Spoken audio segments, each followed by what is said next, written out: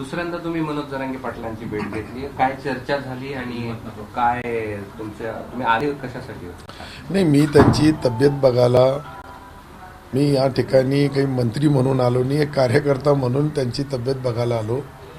शेवटी त्यांच्या तब्येतीची काळजी मला एकट्याला नाही, पुऱ्या महाराष्ट्राला आहे, देशभरच्या लोकांना आहे. त्यामध्ये मी त्यांच्याशी चर्चा केली, तब्येतची विचारपूस केली. त्याच्यामध्येच माझी इच्छा आहे का सन्माननीय मुख्यमंत्री, दोन्ही उपमुख्यमंत्री महोदय जरांगे पाटील साहेब हे काही एक असा मार्ग काढायला पाहिजे की त्यामध्ये यांची बी संमती घ्यायला पाहिजे. सन्माननीय मुख्यमंत्री महोदय, उपमुख्यमंत्री महोदय यांनाही मी आता जी मी चर्चा केली मी त्यांना बोलणार आहे. आणि चांगली चर्चा, शेवटी चर्चा केल्याशिवाय कोणताही मार्ग निघत नाही आणि चर्चा झाली तर मार्ग निघेल. आमच्याकडे आता शेवटचे मला वाटतं अंदाजित 8-10 दिवस अजून बाकी आहे आणि या 8-10 दिवसामध्ये काही ना काहीतरी निर्णय व्हावं ही माझी प्रामाणिक अपेक्षा आहे. त्या अपेक्षेने मी या ठिकाणी आलो.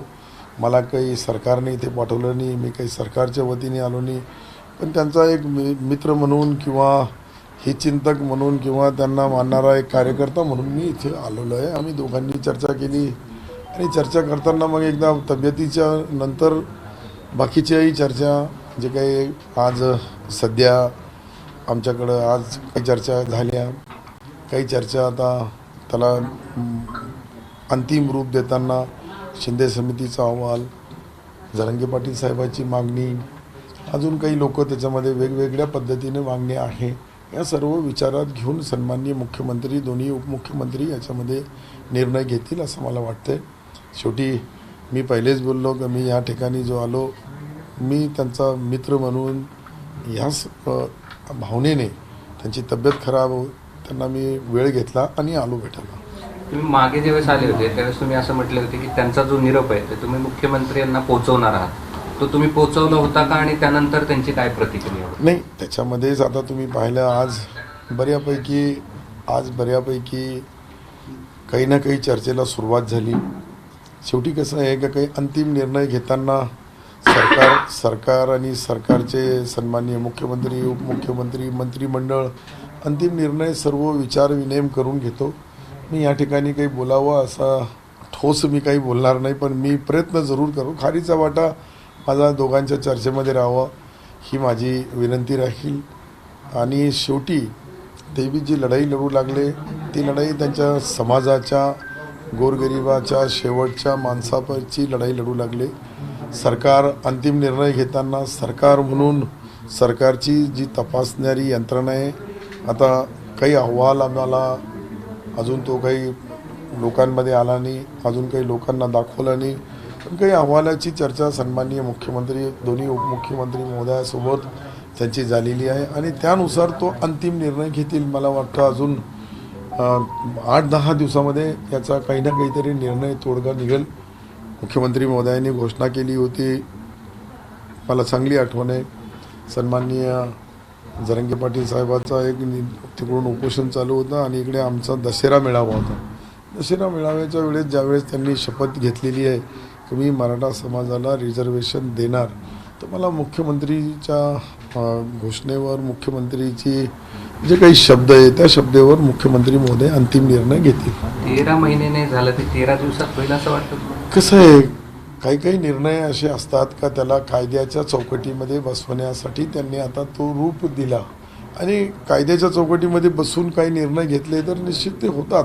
शेवटी कधी ना कधीतरी करायचं आहे आणि केल्यासाठी आमच्याकडे जे दिवस बाकी आहे आम्ही तितकंच बोलणार. यामध्ये अंतिम निर्णय घेताना मुख्यमंत्री महोदयाला सर्व महाराष्ट्र राज्याच्या अनेक नेते आहेत, अनेक संघटना आहे, सर्वाला विचारात घेऊन ते अंतिम निर्णय घेतील.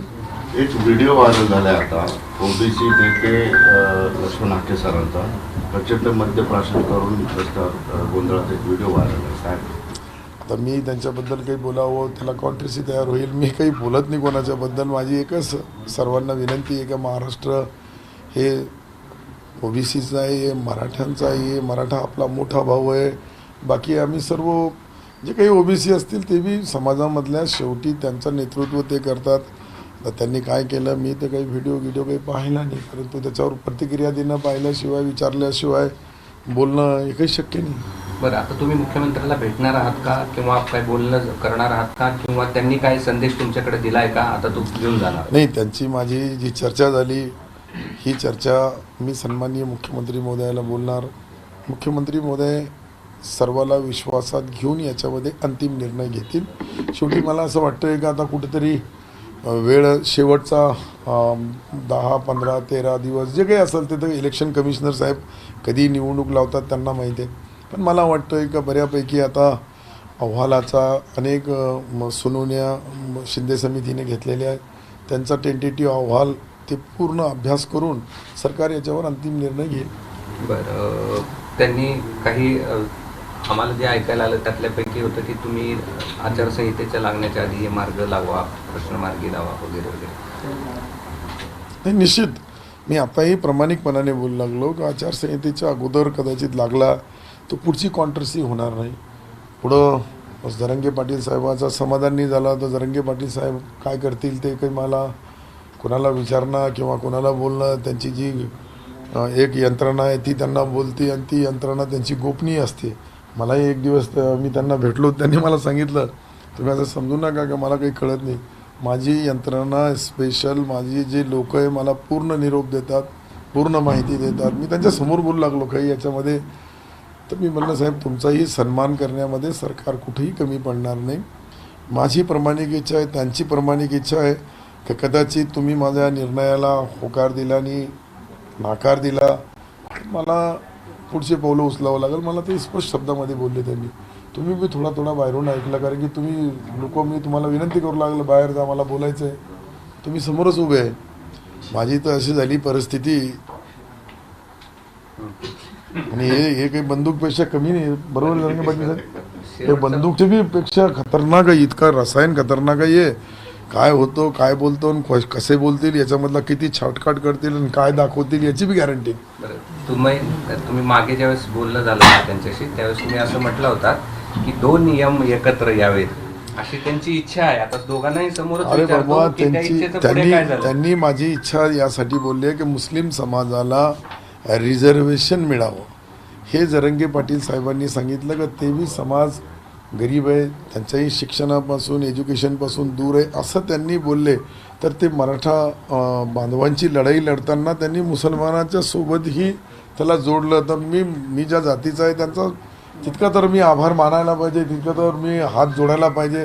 आणि मी असं नाही, आमच्या आयुक्तालयाचं उद्घाटन होता त्या दिवशी हजारो आमचे जे जबाबदार महाराष्ट्राचे आले होते, त्यांच्यासमोर त्यांचा अभिनंदनाचा ठराव घेतला. त्याच्यामध्येही काही लोकांनी आम्हाला शिव्या दिल्या, ठीक आहे, ते त्यांचा प्रश्न आहे. पण मी काय करावं, कसं करावं, ती सत्य परिस्थिती जी आहे ती मी बोललो बस. याच्याशिवाय मला काही फार जास्त बोलायचं नाही. मला कुठं गुंतवू नका. म्हणजे शब्दामध्ये माझी पत्रकार बांधवांना एक विनंती आहे की हे मी यांच्या परिवाराचा एक सदस्य म्हणून, त्यांचे हजारो लाखो करोडो अनुयायी आहे, छत्रपती शिवरायांच्या नावाने जुडलेला हा, बस माझी इतकीच तुम्हाला हात जोडून नम्र विनंती आहे. ईश्वर अल्लाह भगवान यांना लवकरात लवकर तंदुरुस्त करो, यांची तब्येत चांगली राहो हीच प्रार्थना करेल. धन्यवाद. एबीपी माझा, उघडा डोळे बघा नीट.